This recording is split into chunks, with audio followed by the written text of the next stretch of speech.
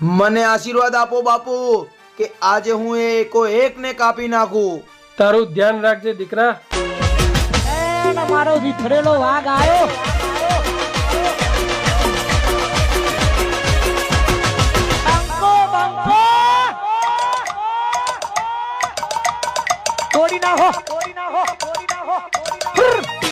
ગઈકાલે મેં ખાલી તારો હાથ પકડીને તારી મસ્તી શું કરી લીધી?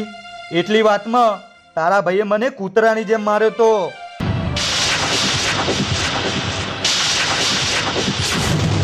હવે જો હું ખુલ્લે આમ કેવા તારી આબરૂના ધજાગરા ઉડાડું છું. નહીં, મારી સાથે આવું ના કર. મહેરબાની કરીને જવા દે મને.